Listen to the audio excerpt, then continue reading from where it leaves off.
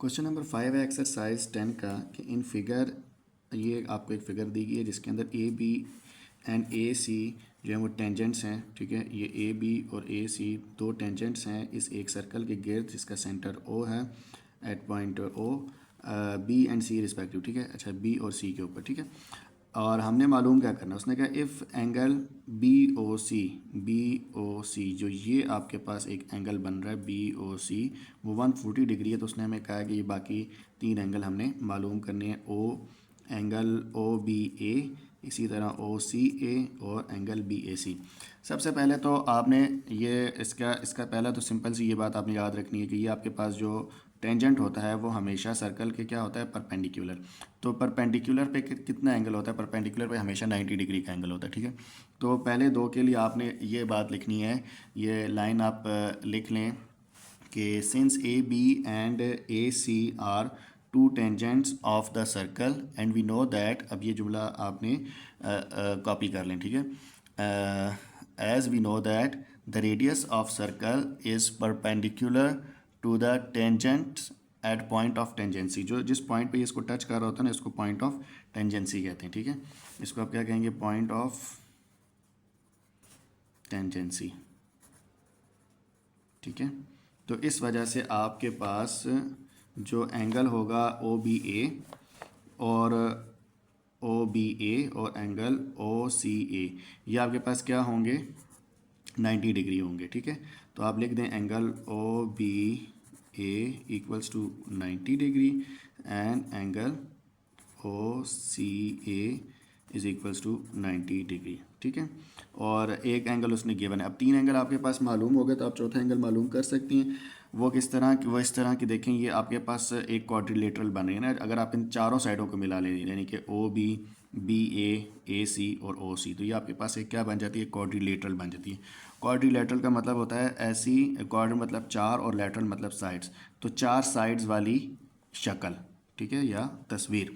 तो अब आपने इसमें क्या करना है, अब आपने जो एंगल मालूम करना है वो बेसिकली बी ए सी मालूम करना है, ये थर्ड एंगल बी ए सी। तो इसके लिए आप लिखेंगे इन क्वाड्रिलेटरल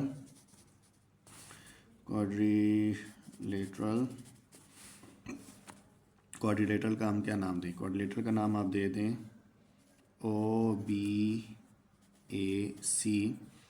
आपके पास क्या होता है कि जो टोटल एंगल होता है वो कितना होता है, 360 डिग्री होता है। ठीक है, तो अब आपके पास चार एंगल बनते हैं ना, चारों बल्कि यहाँ पे इसने लिखे हुए हैं। तो ये अब आप इस जो मतलब चार साइड वाली क्वाड्रिलेटरल का जो इंटीरियर एंगल होता है वो कितना होता है, 360 डिग्री होता है। ठीक है, तो अब आपने ये लिखा in quadrilateral O B A C the some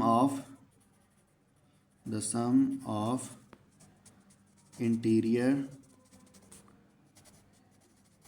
angle is 360 degree. ठीक है, अब इसके आगे आप ये वाली ये जो चारों एंगल्स हैं ये लिख लें कि आपके पास कौन कौन से एंगल बन रहे हैं जी, angle B O C plus angle O B A plus angle O C A and plus angle B A C equal होगा किसके, 360 डिग्री। ठीक है, तो अब आपने क्या करना है, एंगल बी ए सी मालूम करने के लिए बाकी तीन एंगल इसमें से माइनस कर देने। ठीक है, अब मैं डायरेक्ट लीजिए इसको लिख रहा हूँ क्योंकि मेरे पास जगह कम है। Angle B A C equal हो जाएगा किसके, 360 डिग्री माइनस इन तीनों एंगल की, ये तीनों एंगल की जो ये आपके पास लिखे हुए। ठीक है, इनको ऐड कर लें यानी कि प्लस 90 और आखिरी वाला ये जो था प्लस 140, तो ये कितना आपके पास बनेगा, मैं यहाँ पे आके लिखता हूँ।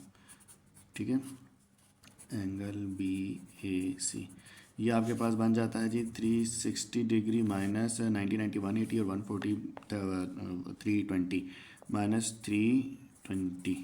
ठीक है, तो ये अब आपके पास कितना बन जाएगा, 360 माइनस 320, 60 में से 20 गए 40।